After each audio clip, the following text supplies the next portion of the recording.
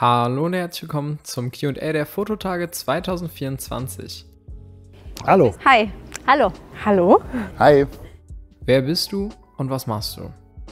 ich bin Luise, ich bin Fotografin aus Berlin, ursprünglich aus Leipzig. Und ich mache Porträtfotos, Beautyfotos und halte auch ab und zu mal einen Vortrag. Wer hätte das gedacht? Ich bin Viviana Galetta. Ich bin Fotografin im Bereich Fashion und Beauty und auch manchmal Streetfotografie. Also eigentlich alles, was mir Spaß bereitet. Ich liebe halt einfach fotografieren. Mein Name ist Raffi Steinlesberger, ich komme aus Wien. Ich bin Makrofotograf und ich reise am liebsten in den Regenwald und fotografiere dort alle möglichen Kleintiere, von Insekten über Schlangen, Frösche. Ja, Makrofotograf also. Ich bin EOS Andy, Andreas Krupa, aber im Internet bekannt als EOS Andy, und ich fotografiere super gerne verkleidete Personen. Mein Name ist Helen, ich bin ursprünglich aus Istanbul und seit 16 Jahren wohne ich in Berlin. Ich bin eine Fotografin. Hi, schön hier zu sein. Also ganz lieben Dank an euch und an Sigmar.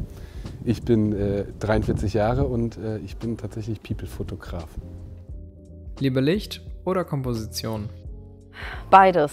Also natürlich beides. Also Komposition finde ich noch ein bisschen wichtiger, aber das Licht spielt auch eine sehr, sehr große Rolle. Und ich liebe es vor allem mit Available Light zu arbeiten oder mit Sonnenlicht.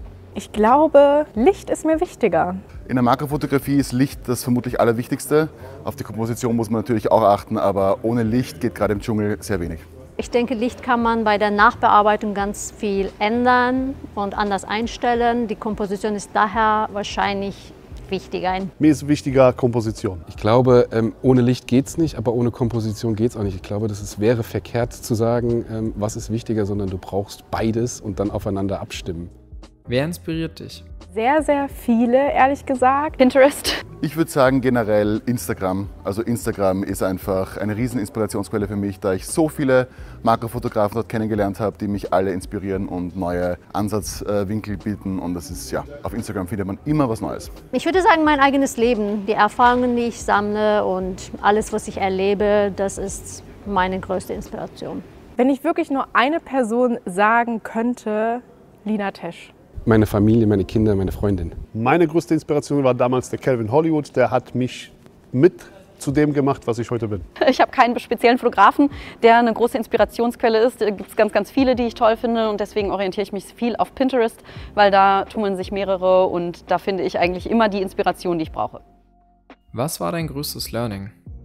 Also mein größtes Learning war eigentlich, dass ich aus dem, was da ist, was Geiles zauber. Das heißt, nicht immer nur auf das gehe, was ich eigentlich ursprünglich geplant hatte, sondern mich auch inspirieren lasse und spontan bin vor allem. Also das ist eigentlich das, spontan zu sein und die Dinge mitzunehmen, die sich einem bieten, und nicht immer auf das zu beharren, was man eigentlich vorhatte. Ich habe über die Zeit gelernt, einen Plan B zu haben, weil bei der Fotografie kann einiges schiefgehen.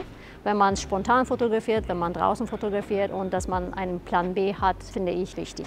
Man hört niemals auf zu lernen, wirklich. Glaube niemals, dass du alles perfekt weißt. Es wird niemals der Punkt kommen, man lernt immer dazu. Ich würde sagen, lieber zu viele Fotos machen als zu wenige. Da in der Makrofotografie man mit Focus-Stacking arbeitet und ganz viele Fotos von einem Tier machen muss, gehe ich lieber auf Nummer sicher und gehe mit zu vielen Fotos nach Hause als mit zu wenigen. Das ist das Tägliche tatsächlich, glaube ich. Und das alles, was im Leben passiert, was war, was kommt, irgendwie miteinander zu vermischen und das vielleicht dann auch in die Fotografie zu transferieren und daraus zu lernen. Mein Learning war Umstieg auf Festbrennweiten, nicht mehr Zoom. Was würdest du machen, wenn du einen Tag lang unsichtbar wärst? Muss das irgendwas mit Fotografie zu tun haben? Da fallen mir viele ein. So, stalken. Ich würde ausschlafen und mich ausruhen. Tan würde ich jetzt sagen, vielleicht bei seinem größten Vorbild jetzt auch im Bereich Fotografie, sich bei der Arbeit mit reinsneaken und einfach mal zu schauen, wie der oder diejenige dann so arbeitet und sich ein bisschen was abzugucken. Ich glaube, ich würde in Orte reingehen, in die ich eigentlich nicht reingehen darf. Ein bisschen so stalken. Vermutlich meiner Schulklasse und meiner Familie so richtig auf den Nerv gehen und sie den ganzen Tag ärgern. Ich glaube, ich würde es sogar auf die Fotografie beziehen. Ich glaube, ich würde mal, beim Apache-Set für Sony, Apache macht ja immer diese Kopfhörerwerbung. Bei diesem Set würde ich ja so gerne mal Mäuschen spielen. Ich würde gerne wissen, wie ist Apache, so in Real Life? Wie haben die das Set aufgebaut? Ja, ich glaube, das würde ich machen. Schlafen.